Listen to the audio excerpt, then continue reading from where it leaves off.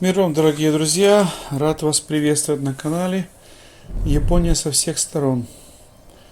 Сегодня будет необычная тема.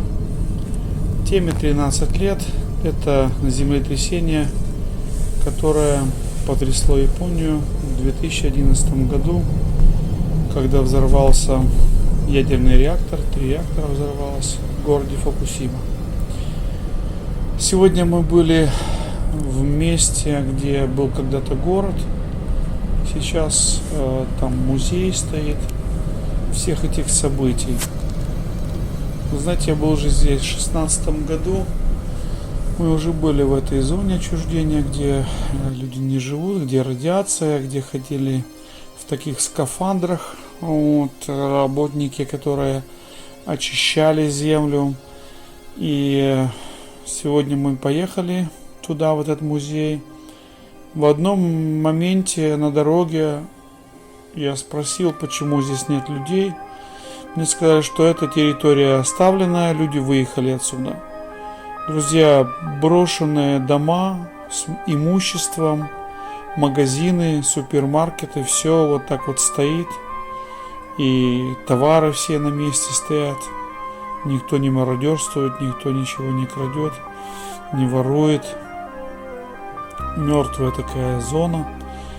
И мы приехали туда, и, конечно, я это все уже видел в 2016 году, но не в этом музее, в другом месте. Вот мы были уже в таких местах, но так увидел, конечно, очень многое, повспоминал. Вы увидите в этом видео.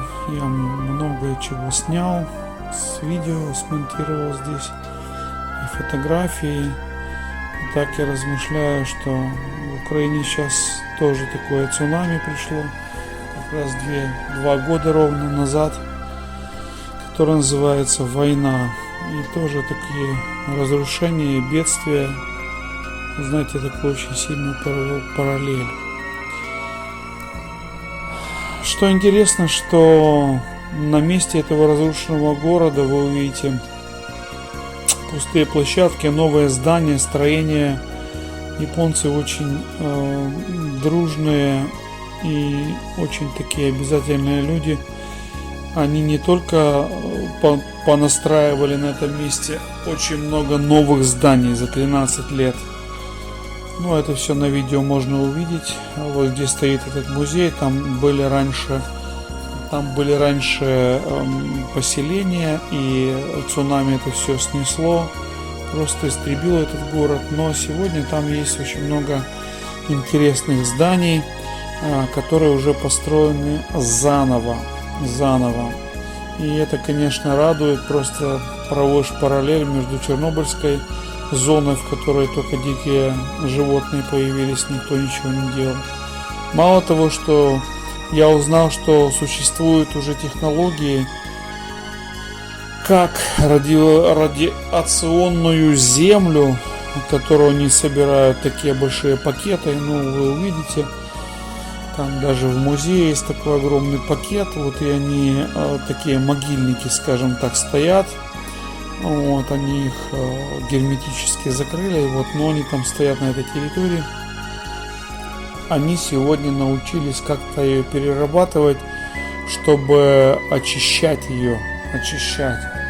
Я знаю, что в Фукусиме есть в каком-то институте уже эти методы или уже опробованные, потому что недавно встречался с одной женщиной, она мне рассказала о делегации из Украины, которая сегодня приехала и находится здесь, в Японии, обмен опытом, чтобы эту технологию применять в Чернобыльской зоне.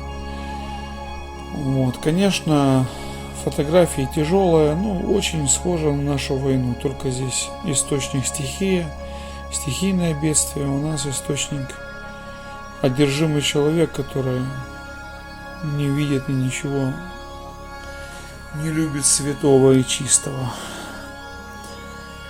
Поэтому здесь очень много интересной информации, также о том, как город преображался или преображалась эта территория. Там в конце видео буквально с каждым годом как оно все менялось, вот, и надо должное отдать японцам, потому что это очень интересный народ, и люди такие, знаете, продуманные. Я живу здесь уже, вот в мае будет год, и, конечно, наблюдаю за этими людьми, работаю в супермаркете вот с японцами, поэтому очень интересные люди, правильный подход, отношение к делу очень прекрасное, четкое. Вот. Также хотелось сказать, что когда мы зашли в это здание, вначале нам сказали, что будет маленький кинофильм этих событий. Там я зал сам сделал видео, но интересно, что японцы, они в технологиях идут вперед. И когда смотрели видео, это не просто один экран, это по кругу 3 экрана стоят. И когда показывали этот фильм, он небольшой, 5-7 минут, то на полу тоже была такая съемка, как вода выливалась, как будто такое впечатление, что ты в океане стоишь, вот и все это ощущаешь вот рядом буквально. Ну, запрещали снимать, сказали, нельзя снимать, мы не хотим. А вот, поэтому я не могу это передать только словами. Вот, так что я был в таком сегодня необычном месте, вот, и снял такой необычный материал, который напоминает еще раз о той трагедии, которая постигла этот народ. И, конечно же, я думаю, когда закончится война, у нас на Украине, то тоже появится очень много тоже таких же фильмов, потому что я вышел из этого музея, и на меня нахлынули очень сильное чувство, вот, которое сложно передать. Вот, прям такая, как будто я увидел бедствие Украины. Но будем надеяться, что Бог все-таки помилует нас и остановит это безумное кровопролитие этих одержимых людей и даст нам мир. Поэтому да благословит Господь каждого жителя Украины и помилует, и обратит сердца к Богу живому и истинному. Аминь.